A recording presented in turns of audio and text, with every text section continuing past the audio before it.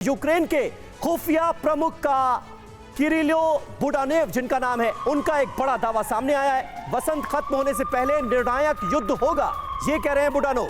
रूस के जंगी हथियार खत्म होने वाले हैं, बुडानोव ये दावा कर रहे हैं। मार्च के आखिर तक रूस के पास हथियारों की भारी कमी की बात की गई है। फुल स्केल वॉर में रूस ने हथियारों की बर्बादी की है, ये दावा किया गया है।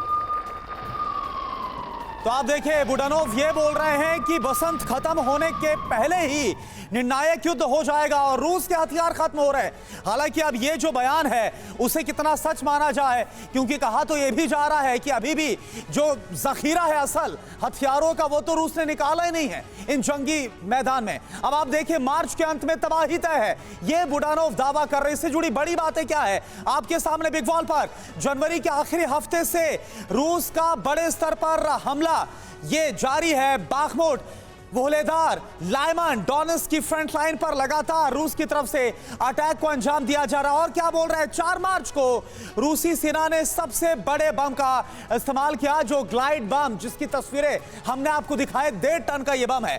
बाखमुट के बड़े इलाके में रूसी सेना को बढ़त मिलती हुई साफ नजर आ रही है। बाखमुट में यूक्रेन पर केमिकल अटैक का भी जो आरोप है वो लगाया गया है। हालांकि इन सब के बीच ये बुडानोव की तरफ से बयान कि रूस का जो हथियारों का जखीरा है वो खत्म हो रहा है, स्टॉक खत्म हो रहा है और बसंत से पहले ही यूक्रेन की तरफ से बड़ा प्रहार किया जाएगा। ओपी तिवारी सर, ये तो सब जानते हैं और ये कहा भी जा रहा है कि असल में रूस ने अभी तक अपनी उस पावर का इस्तेमाल नहीं किया है, वो हथियार नहीं दिखाए जो हमें वॉर जोन में नजर आने चाहिए थे। बहुत कम पावर का इस्तेमाल किया है। फिर ये बुडानोव जो बोल रहे हैं, ये बात आपको कितनी सच नजर आ रही है?